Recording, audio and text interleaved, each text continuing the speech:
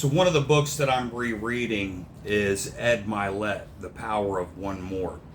I was talking in the last episode about being a 75-degree person or being a 100-degree person.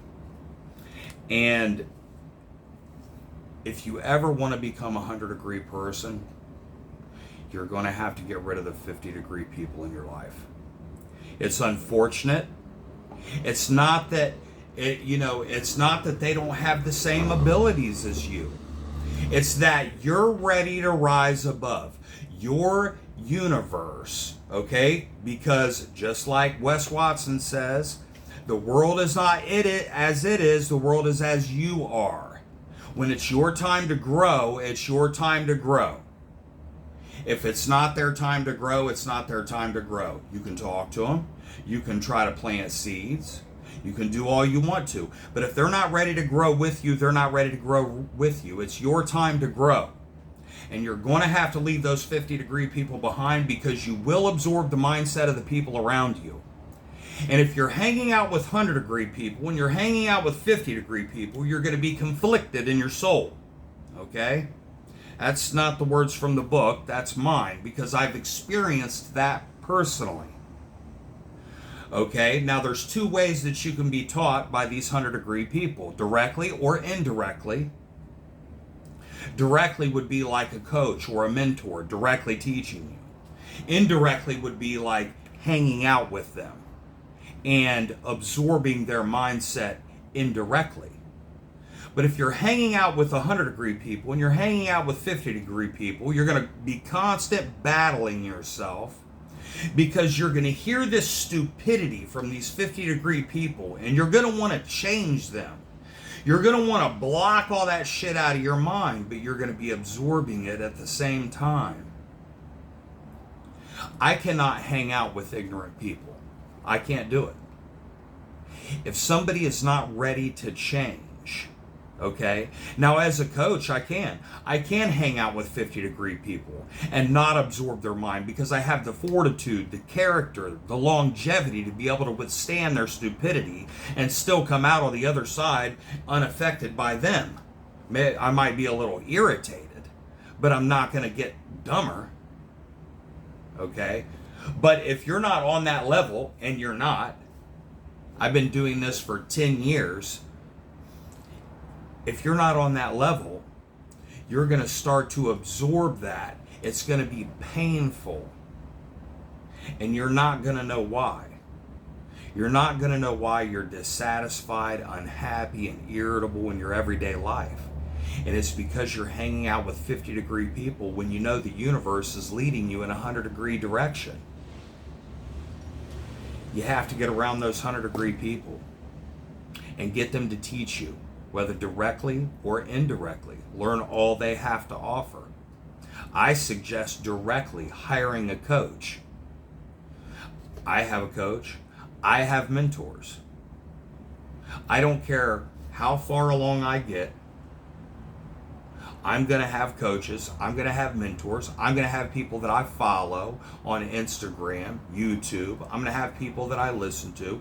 People like Bedros Keuilian, people like Wes Watson, people like Cole Da Silva, people that are doing things, people that are 100-degree people that know more than I do, that I'm constantly learning something from. Because I'm a 100-degree person. Although I don't see myself as a 100-degree person, I see myself as a 90-degree person, hopefully becoming a 100-degree person, and I'll forever see myself that way. I will never be there. I will never be there, which is why I will always grow in that direction. Because I know that I'll never know everything. So first you have to get rid of those 50-degree people. You have to get around those 100-degree people. You got to hire that coach. Have him teach you.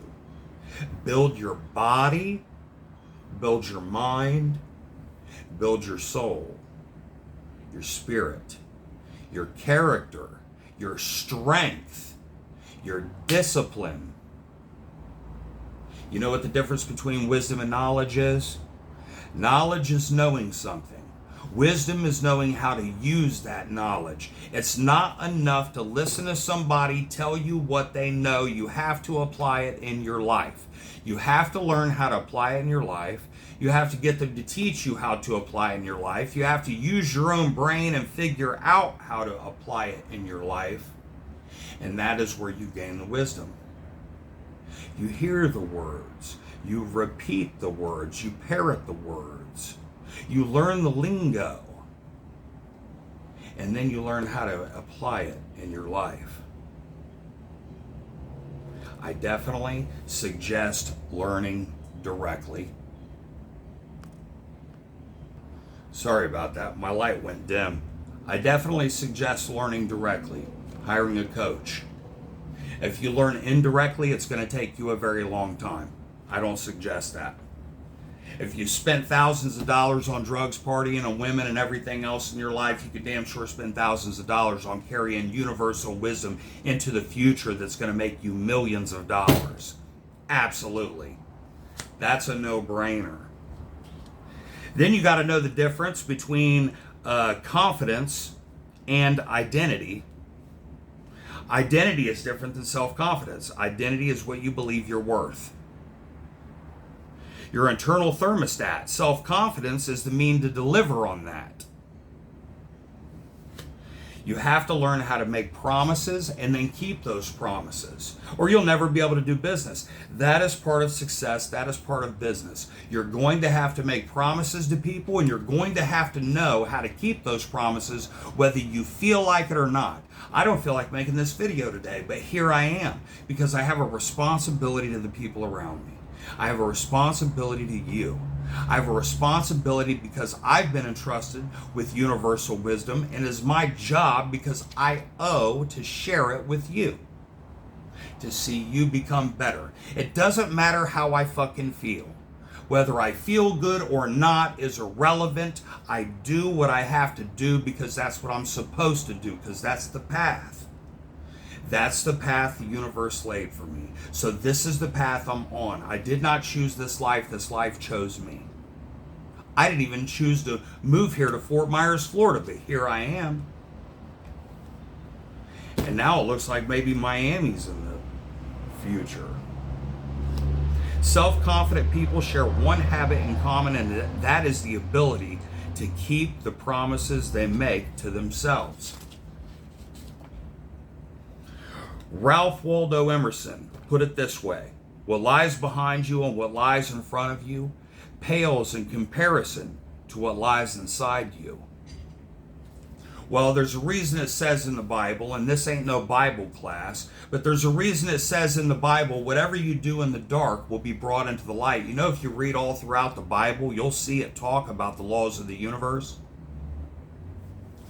Whatever you do in darkness will be brought to the light. That's why I can have a conversation with somebody and I can tell you about the ailments they suffer with in private.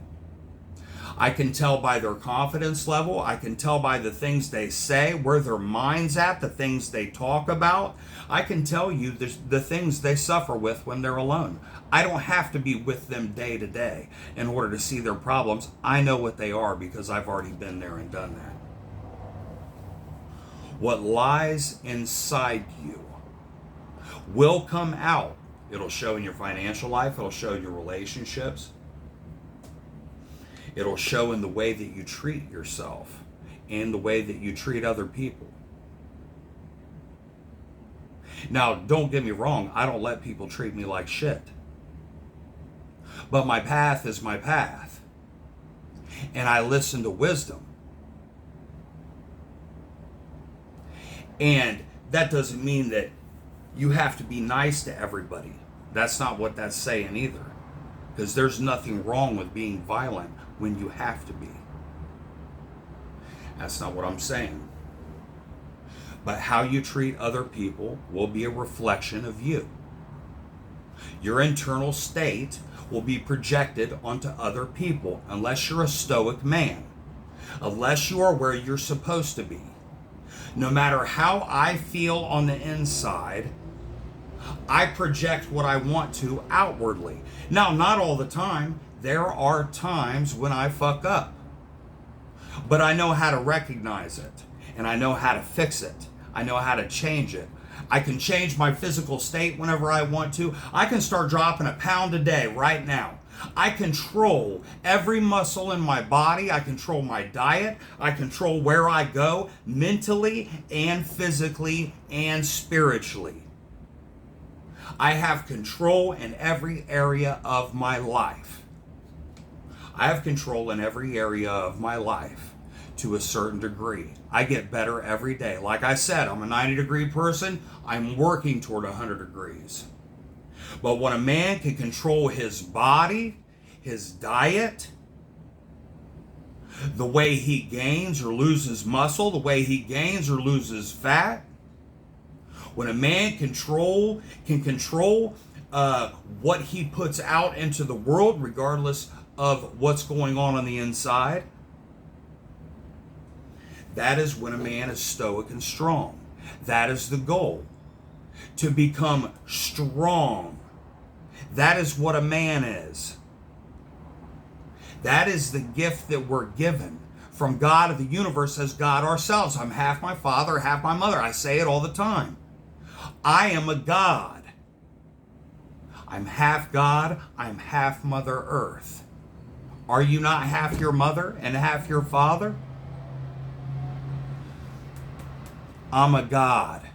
You be who you want to be. That is the goal. To become strong and stoic so that things don't affect you. You don't suffer from depression.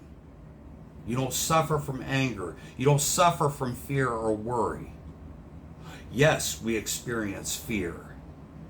We face fear. We overcome it. So I'll leave you with that. That is the true goal of a man. To be stoic and successful so that you can be a protector and a provider and a teacher. That is what we're meant to do. To overcome the things in our life, become the strong stoic man that we're supposed to be, and teach and protect others. You guys have a good day. Hope I was able to bring some value to your life. If I did, please like, share, subscribe, all that good stuff. Y'all have a great day.